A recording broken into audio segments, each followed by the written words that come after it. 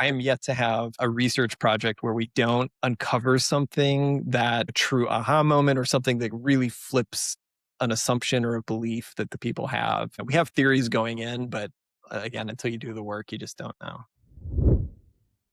Welcome to Marketing by Design, where you and I learned from our favorite founders and marketers on how they built their success and told their stories by design. I am your host, Andy Milligan. Let's get started. If I really wanted to get nerdy, I would say I'm an expert, or I've built expertise in buyer psychology and trying to understand why people make decisions about things. But most people would probably be snoozing if I got too nerdy about that. Yeah. It's always like when I first started full time, I joined like a referral group, it's called Amp Spirit. It's like looking back on it now, just like probably the worst audience for the stuff that we do. But like very tradespeople. So like a realtor, a mortgage lender, like a tradesperson, a plumber, things like that. And the idea was you would come and make referrals for each other. You would give like your elevator pitch every week, and they were good about curating the environment or the groups. So there was like only one person in each niche, and I was the marketing person. Um, but like having to explain what you do, and their exercise was like how would you make it like stupid easy for other people to refer to you, to refer their services to your refer your service to someone else. I think the ultimate like extreme test of that is like if you can get your parents to accurately and simply explain what you do, then you found success, because if your parents can explain it, then anyone should be able to understand it. um, Yeah. and I'm still yet to cross that. Like they'll if I ask them what I do now, then they'll say something like, "Yeah, you do design, you go to some conferences, you travel. I know you're on your laptop a lot." Um, but it's Yeah. it's like the ultimate test, the final boss, I guess, if your parents can understand what you do. So Yeah. Yeah. Yeah. Not to be dark, my parents have passed away, so I don't get to work on this problem actively anymore. But I don't know that I ever cracked it either. I think it's funny too because I'm pretty sure my mom did refer some people to me at different points, and I would love to know. I would love to have been a fly in the wall to hear what she said to them to get them to reach out to me. It's probably more like, well, she's a nice person. I'll just reach out because hopefully he's a nice person too. yeah, And I guess that if that I was like, gets you yeah, some places. yeah, like he's such a sweetheart. You need Yeah, to meet Clay. He's a sweetheart. Um, yeah, yeah. yeah. Well, cool, man. I'll dig a little bit deeper kind of into your backstory. We met at Above the Fold just here about a month and 4 days ago.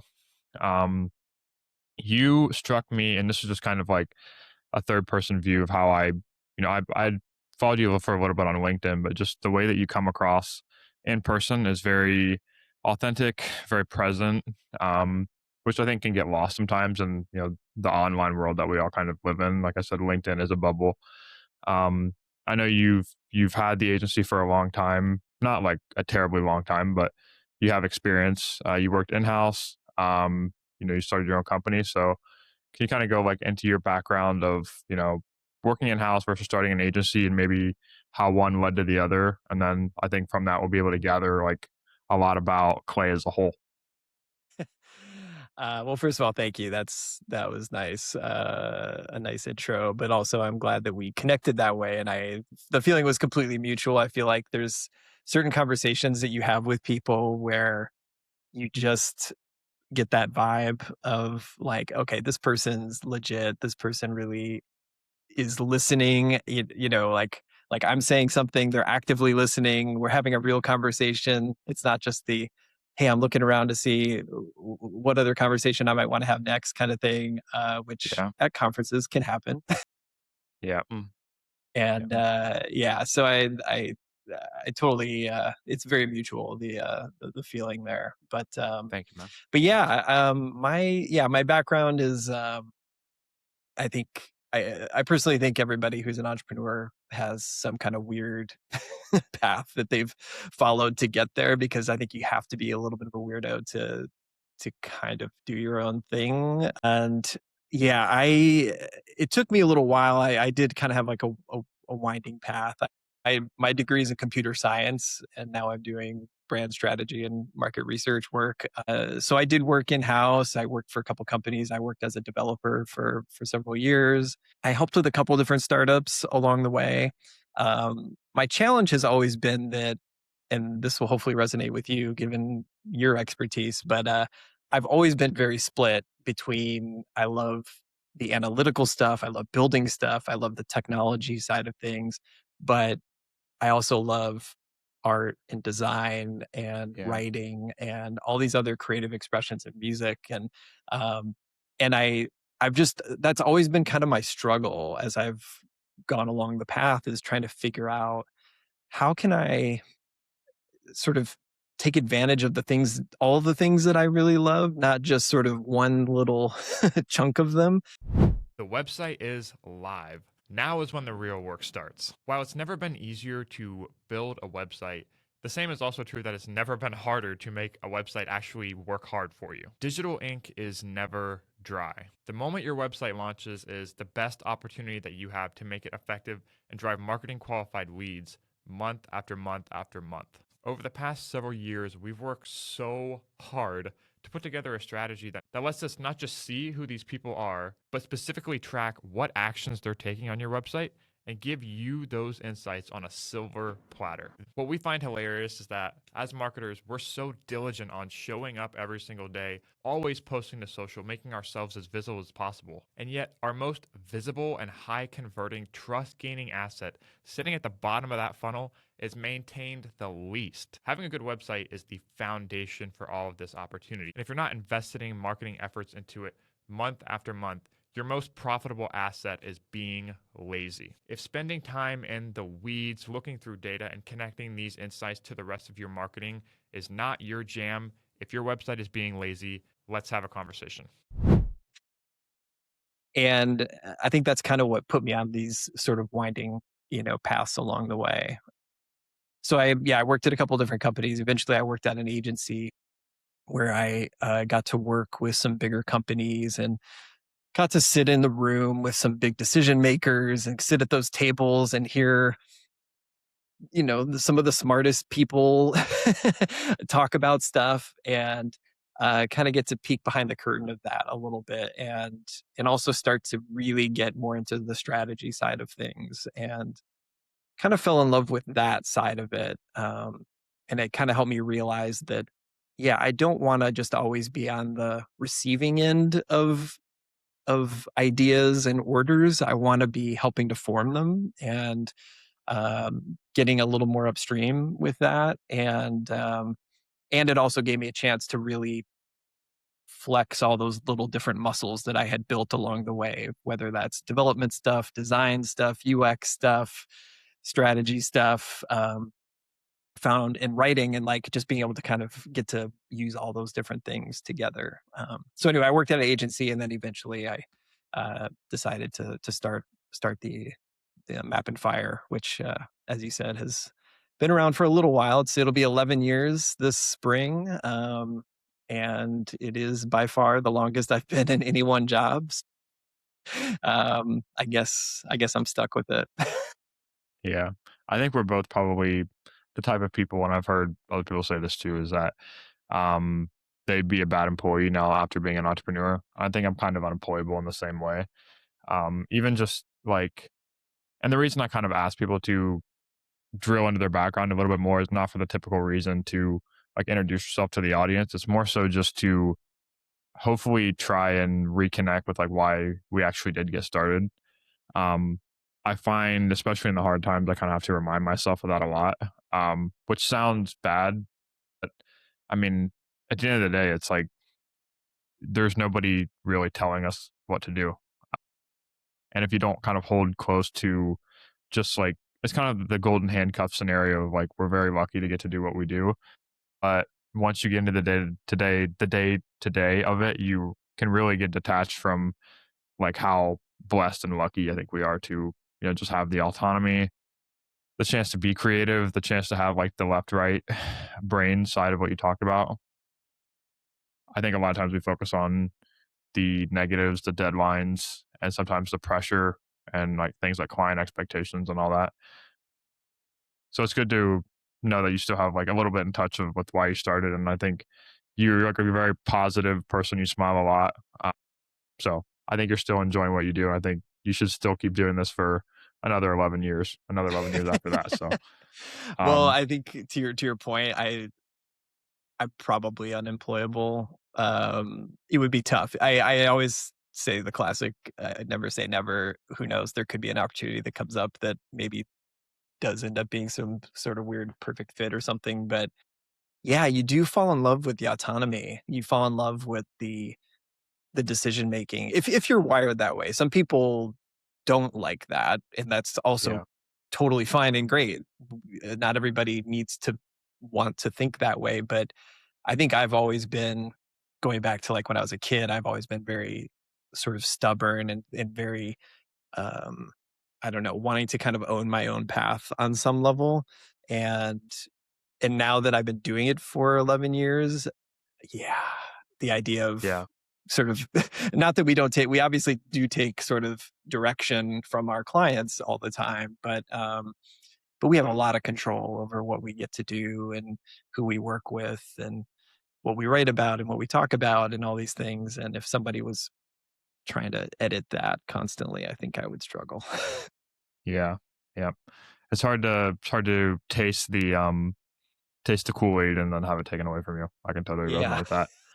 Uh, but kind of drill more into your like your day to day now. I mean, talk about some of the things that you're enjoying, or maybe I think as you spend, and I'm learning this too, as I had a couple years into the business now, my day to day has changed a little bit. I think in the beginning, a lot of it is more kind of, I mean, well, for me at least, banging your head against the wall and trying to like force some kind of experience.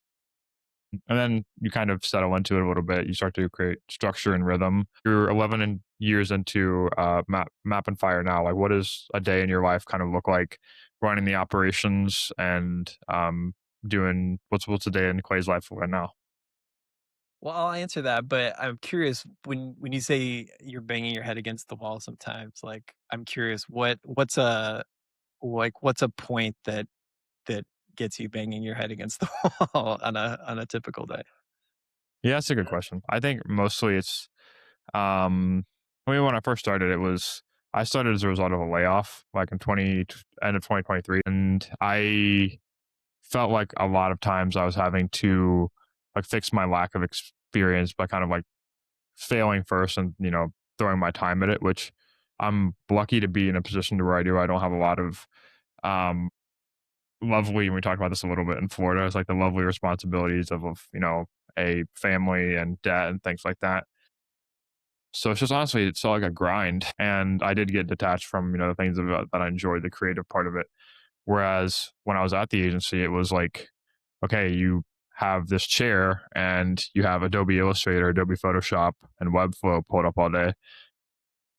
You're here to, I mean, for lack of better terms, like sit here until the day is over and go to the gym afterwards. So the part of it I had to step into was kind of being a lot more outgoing. The podcast was a big kind of forcing function of that. And that part of it has gotten a lot easier. But I think the part that doesn't necessarily go away is kind of the um, the forced discomfort of kind of always putting yourself out there, and also just like the lingering thought too, not to sound like overly diabolical, that if I stop, then a lot of other things stops too, like three part-time contractors that rely on a lot of the stuff that I'm doing on a day-to-day basis. And I think when I said like banging my head against the wall, I felt like a lot of times there was me overcoming the emotions and the head trash that I had around, you know, some might call it imposter syndrome, but others might call it just, you know, pressure around like having to show up and, you know, for lack of better terms, kill what you eat. Because I think like even Yeah. this kind of like zooms out even more, but like like the education system was like I was very driven to follow like all the traditional norms of success and like get passing grades. Whereas in entrepreneurship, you're not judged on the metrics that um, are rewarded from the inside. You kind of have to be a lot more creative in your thinking and approach them with um, a smarter mindset because you're not being paid by the hour. You can throw all your hours and it could be a total waste of time. So, Yeah. sorry about that. Um, but yeah, I guess that's what I meant. But thank you for Yeah. prying that and calling me out on it a little bit. Yeah, yeah, no, totally. And no, I think I mean a lot of what you said definitely resonates.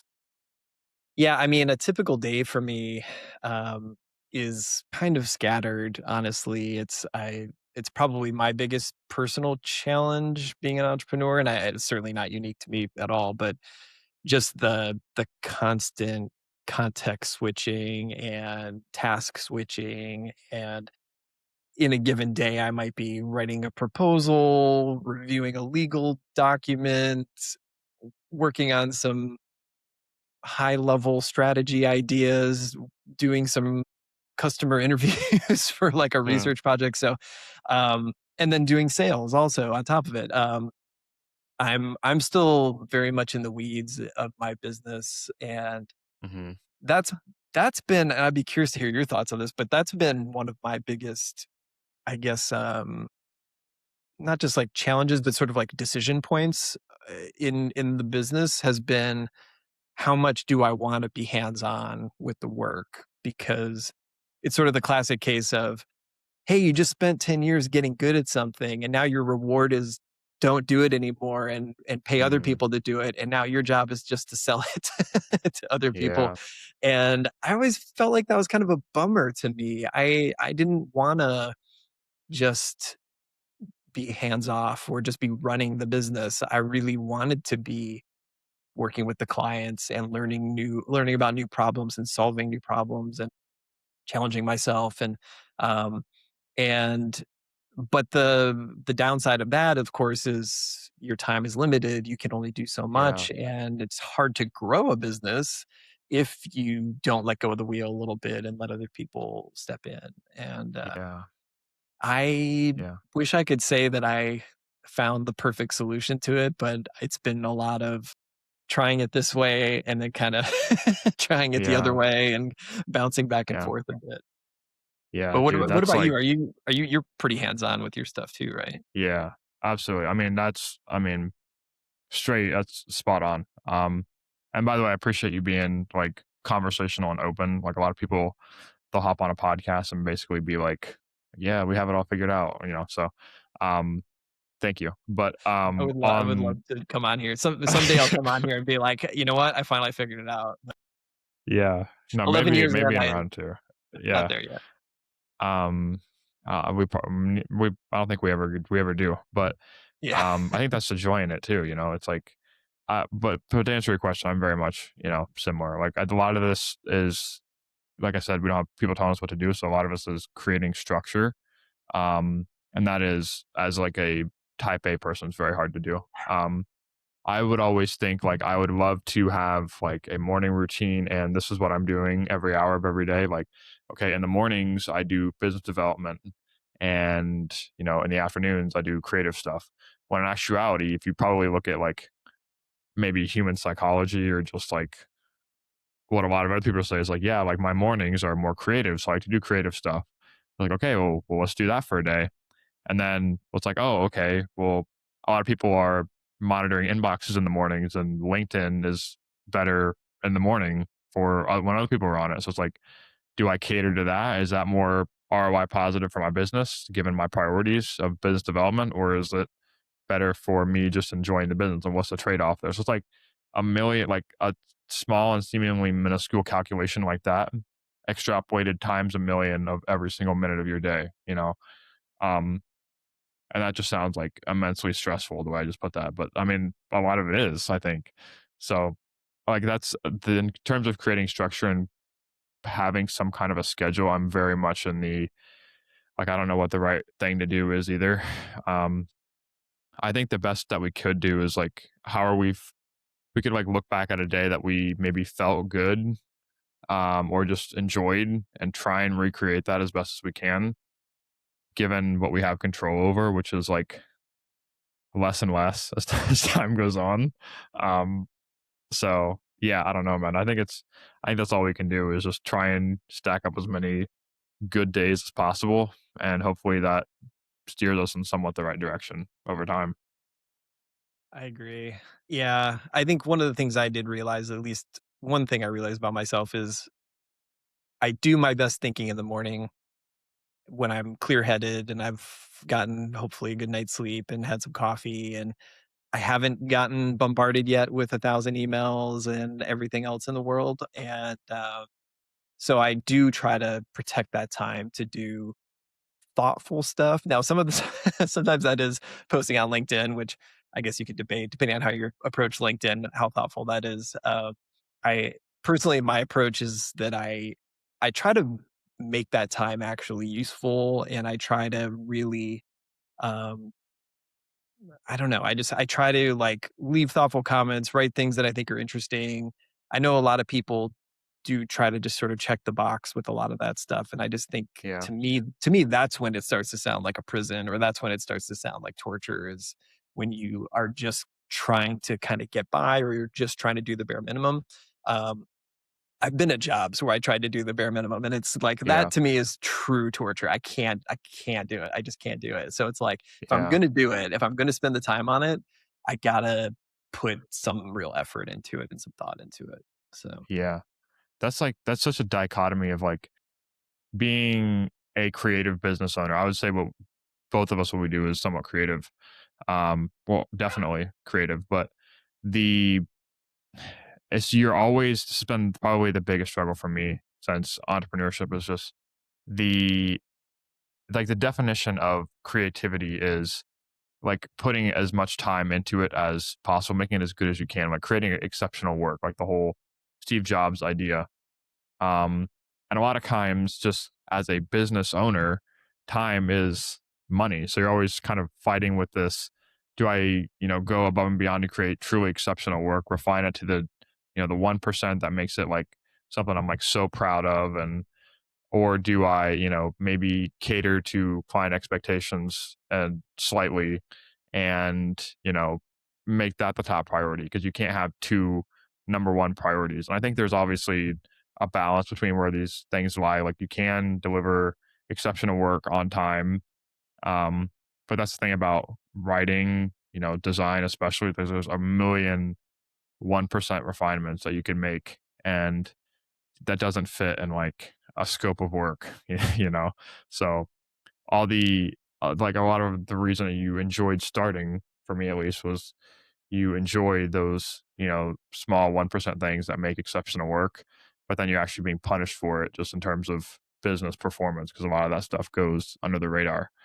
Um, I think there's a balance there, but that's something I've always kind of tried to strike the middle of, and it's not satisfying sometimes to have to meet both. Um, I think true creatives, that's why like I don't love the analogy of like the broke creative or something like that, which I've tried to always stray away from. But um, it's hard. It's hard to meet that middle ground for me, at least. yeah, yeah, I totally resonate with that. I think that is something that I guess sort of evolved with over the course of the lifespan of the business, is figuring out maybe what that middle ground is, because you do enough work, you do enough projects, and you start to see where the real value is, or where kind of the majority of the value is when you do work, and it does become a little bit of a back and forth of trying to figure out, like, we need to maximize our time, we need to maximize the value we're providing to customers, but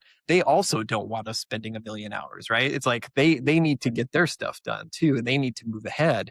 And if we spend too much time polishing and sharpening and doing all the things, that's keeping them from moving forward with their goals. And so it's like, yes, we want to deliver the best possible product, but we also have to recognize that everybody's trying to run a business. We're running businesses, they're running businesses. Everybody's trying to get stuff done, and move forward. And so it's kind of in everyone's best interest to find the line and make sure you don't with some Mhm. exceptions, you don't go beyond that too much, Yeah. while at the same time delivering an exceptional experience for them, it's always a push and pull for sure. Yeah. No, that's a really good point. I think we kind of talked about it a little bit before recording is like how important the experience slash um human part of it is going to be moving forwards. Especially in a world where we can more than ever just do more and more work, you know? So, and then that's another thing. And this is like the reward for doing good. I think it was Jay Klaus said this. We recorded it a while back, but he said the reward for doing great work is the opportunity to do more work, whether that's in content or whether it's in business or anywhere. Is that you have to find a way to enjoy, get value from, and um, keep doing it because that's the reward. So um, I want to dive a little bit deeper in. So I'm so good at interviewing as I like go. Tim Ferriss does his. He's probably my favorite interviewer, but he does this thing of like zooming in and zooming out, um, which I am just not good at. So that would be the contrast to this, I guess.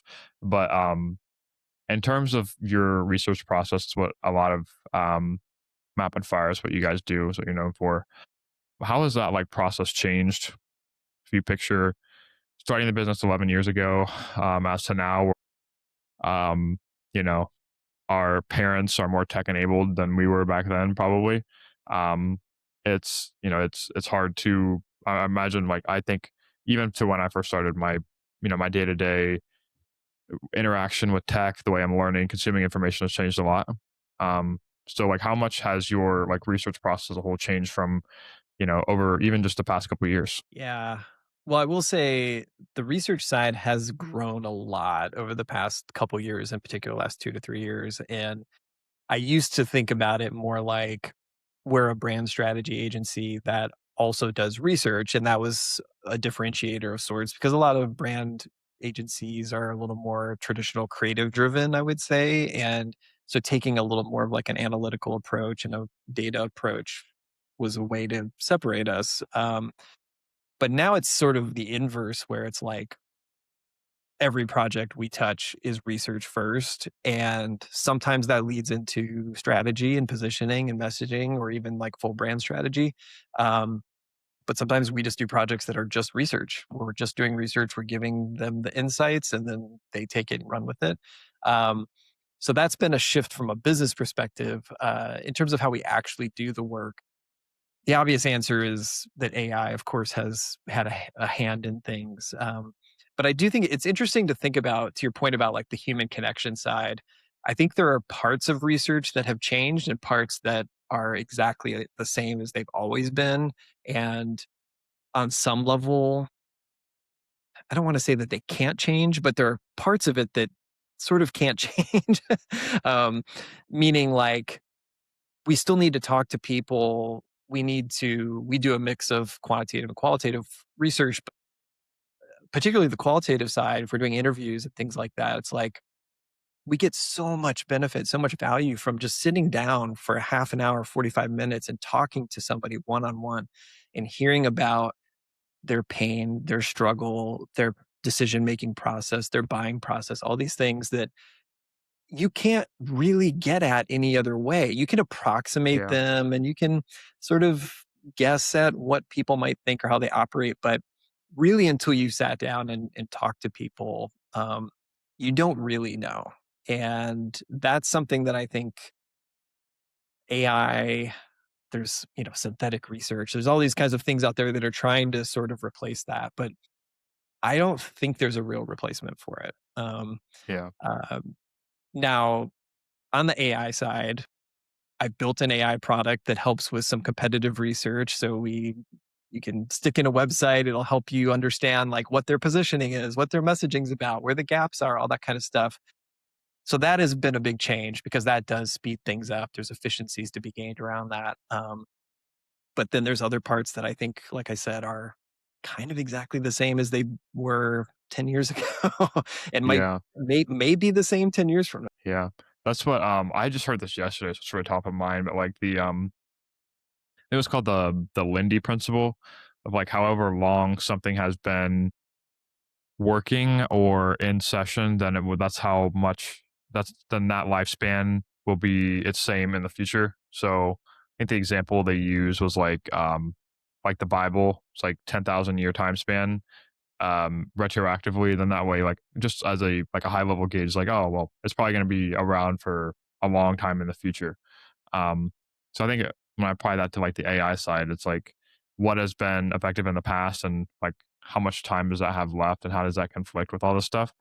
Um, I just think too, like kind of what you said is the retention. There's something like with the retention of information now where there's so much of it. It's like what's actually sticking. I think when it comes to things like education, research, like actually retaining information that you will then act on.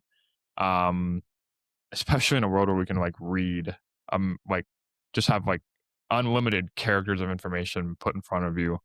The things that I actually remember and then act on are what's going to be impressionable. So like that's why like cohort led courses or things like that where it's like you're learning with someone else and there's like built-in accountability. I think that's going to be a lot more valuable. And also the way that you reach net new information like for our clients and customers is like testimonials, words that are actually coming from people who actually experienced the client, the product, the service is going to resonate a lot more rather than more details about, the features, which could be absolutely infinite. But the words that come out of someone's mouth that are actually experiencing it firsthand, that's one and it's one of one. Um, have you seen like in any of your experience, maybe any case studies of how like talking to customers in the research process, like how that has, or maybe even just for like for my own personal validation, like any case studies where the human side of either interviews or the research process have been more effective than just having like more information as a whole. Have you seen that play itself out? Well, yeah, there is there's one example where this is in the last year or so, we were working with a company in the medical space, and we were uh the client that we were working with, they do like aesthetic medical services, and they had sort of an idea of kind of like who they thought their customers would compare them against and who the competition was essentially. And they would often, or they would basically think of it as like, well, it's basically other people who do exactly what we do. So it's other people who provide these aesthetic services. Um, and when we actually started to talk to their customers, we would hear not just how they make decisions today, but we would hear like their whole story of going back to like childhood, like how they started to think about their own appearance and what things were important to them physically, and how their family or maybe their parents would sort of impact their idea of what their aesthetic beauty was or their appearance was, and kind of things that they would want to change or not. And along that path we learned that it wasn't that people just defaulted to going to like aesthetic service places like this, but they would really think about it more like a medical procedure. They would start off by going to doctors. They would go to a dermatologist. They would go to some other, primary care physician. And we really learned through that the journey of people going on, seeking out services like this was not the kind of simple path that they thought it was. Even the people who were working in this business for a long time. What we kind of peeled back the layers of was that um, it's a very personal thing. It's a very personal process, but it's also something that requires a lot of trust, which is why they would go to a medical doctor as opposed to just, someone providing aesthetic services. So it completely shifted. I mean, and again, like the people we were working with have deep expertise in the space, but when they heard this and kind of understood these stories more deeply, it was like it completely flipped like how they viewed it, and ultimately how we sort of positioned their brand in the market to kind of emphasize more of the medical expertise side and the trust side. So anyway, it was, but we see that. I would say I always say this when we talk to like new clients. Like I am yet to have a research project where we don't uncovers something that is like a true aha moment or something that really flips an assumption or a belief that the people have. There's just always something that pops up unexpected. We have theories going in, but again, until you do the work, you just don't know. Yeah, man, that's awesome. Um, we do a lot of work in healthcare too. I see it time and time again, just like how much people like trust isn't just like such scarce supply nowadays, which is seems so counterintuitive with like all the innovation. And you think like as more time goes by, like people would start to trust um, just trust the general public more. And then marketing as a whole, I just think it's at an all time low, which is it's hard to it's hard to circle that square when it's just like everything's kind of working against you in that front. But no, like I love the idea that, like you said, you can do the work and actually kind of get to the perspective. Especially I think now too, it seems like there's so many hacky solutions where like we can get so much in such a short amount of time. It's validating for me as someone who like I would identify as a hard worker to where it's a lot of people get it like to see that there's actually a process that you can invest time into, set a measure of success, go in and do the work, have the interviews, talk to people, and you can come out with a better outcome rather than just, you know, prompting something to get you to the same place. Um, I think that's lost a lot of times now. And I think too is like the other thing I did want to talk to you about is um you mentioned when we were in Florida, like you enjoyed the reason it stuck with me is because a lot of people when you talk about sales, they talk about like, oh, when I view something as sales, it'll start to fall apart. Or in B2B too, a lot of people complain about how long and treacherous, like the sales cycle might be just in what we do. But you took me back with that because it seems like you something you were really invested in improving and getting better at over time. And I think that's necessary to be good at it, especially what we do. So, how has your relationship and with sales kind of changed and evolved, in the time that you've been running Map and Fire? Yeah. Well, I guess the short version is it has changed in the sense of like I hated sales and now I kind of love sales. Yeah.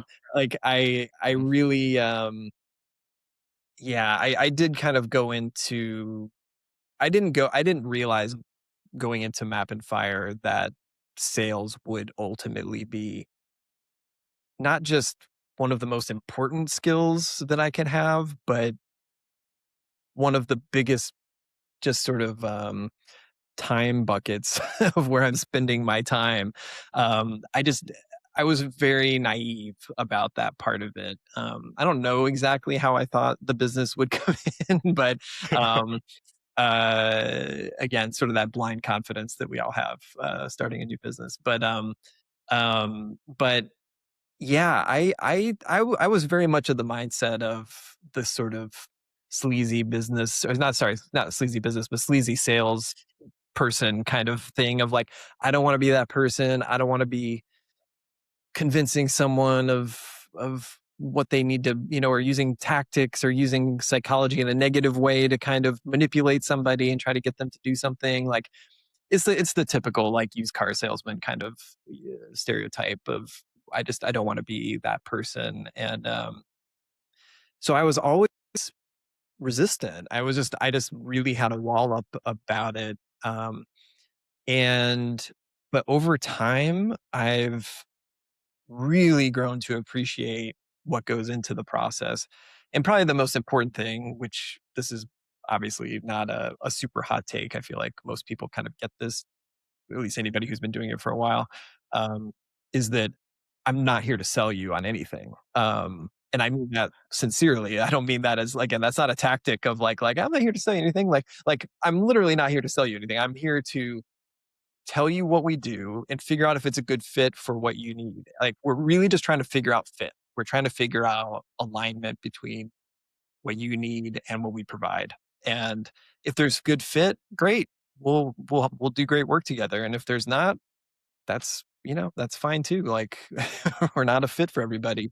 Um, and I just think that mentality switch um, just kind of made all the difference for me because it got me out of that mode of thinking like, oh, I gotta like get on this call and they're not gonna I don't know if they're gonna want what I'm selling and like, I don't know how the best way to present it. And um yeah, I've really done kind of a 180 around the whole thing over the years. Again, this was not an overnight process. This through Yeah. many, many, many calls and sort of ups and downs with it. But despite what I said earlier about I still like to be hands-on, if I was forced to just be the business head and just selling all the time, I don't know. I could I guess I could do it if I had to. I think I'd miss all the other stuff, but that's I guess that's how far I've come. It's like Yeah. I enjoy sales enough that I could imagine doing it most of the Yeah.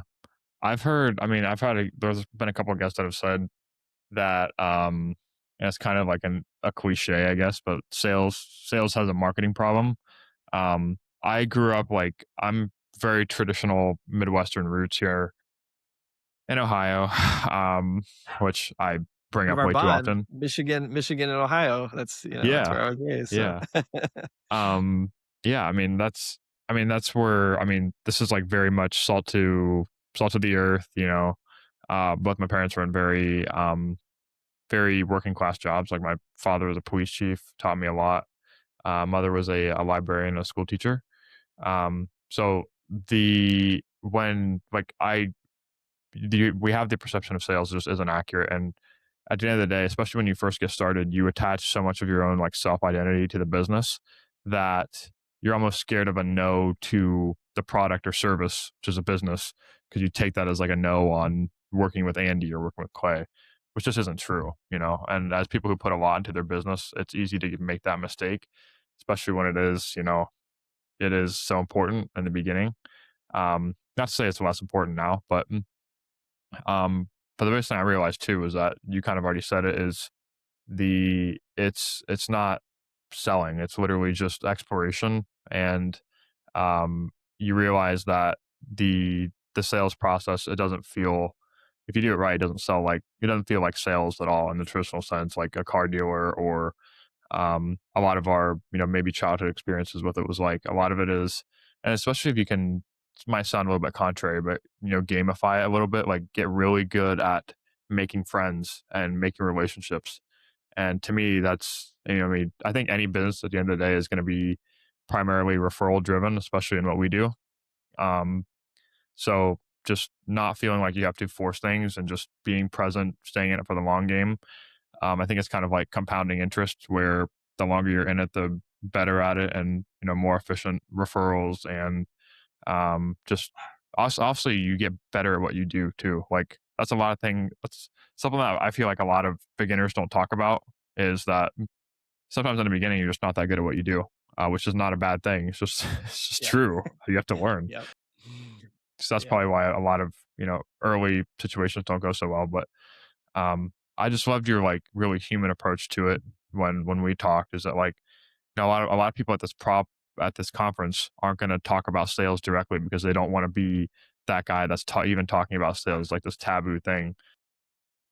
But you know, I just take it from you as someone who is very human driven with it, and is more focused on the relationship side rather than trying to reach a revenue outcome or having any kind of predetermined outcome in your head, when Yeah. meeting someone or when, you know, doing what we do. So I really appreciate that.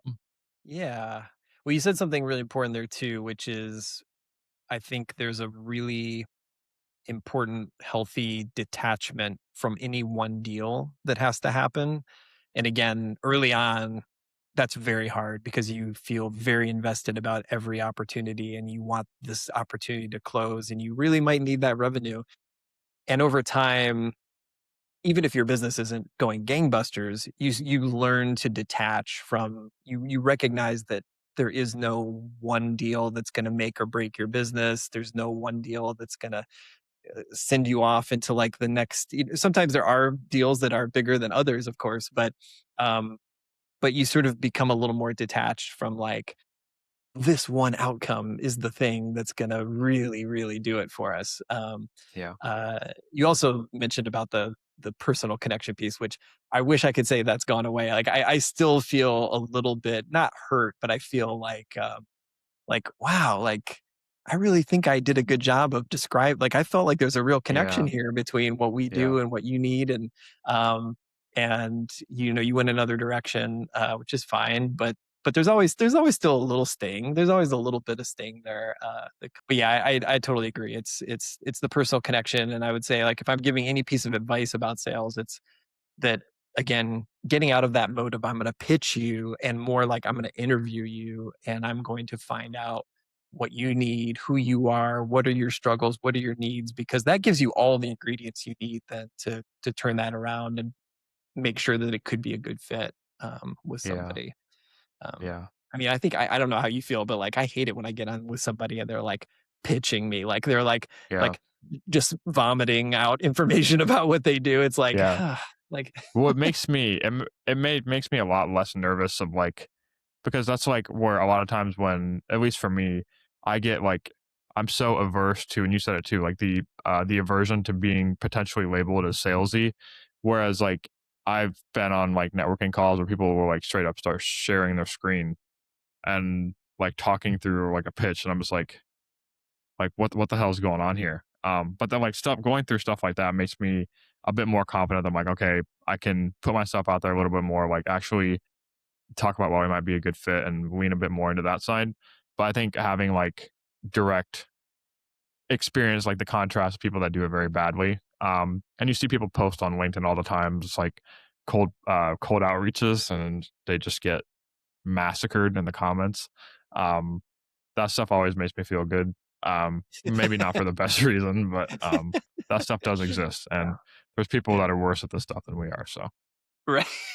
Exactly. If like I would honestly say if you're just genuine and honest for the most part about things, you're probably in the top 25% or maybe 10% 100%. of Yeah. salespeople. Um, Yep. it's like there are some things about it that really are just sort of fundamental value based kind of things that I think, again, I'm biased, but I do think the Midwest roots help a little bit in that regard. Yep. But that's the thing that I think so many people just miss the boat on. It's like they're there with an agenda from the second you start talking to them, and it's just like the other person can feel it. It's like, ugh, it's Yep. like, and I don't like that feeling. You know, don't make me feel that way. Yeah, Yeah. You better recognize it over time. And I mean, I said it's part of that is just getting the reps and talking with the volume of people um, to just get better at what you do. You know. yeah, But man, I think it's a good place to land the plane. I know you still got this was I my goal with this was to be the like midday highlight for you and kind of pick you up a little bit. This is the highlight of my day and it's ending it out strong. ditto, But if ditto. people, I mean, they see your LinkedIn profile, they want to come across you, or maybe they heard you talk about positioning and research, and they want to continue the conversation. How should they get in touch with you? Yeah, you can definitely connect with me on LinkedIn. I do post there pretty frequently. But otherwise, yeah, you can go to mapandfire.com is the agency. And if you want to check out our app, you can go to smokeladder.com and plug in your site and see what kind of scores you get on your own positioning and messaging and see what things you might need to fix.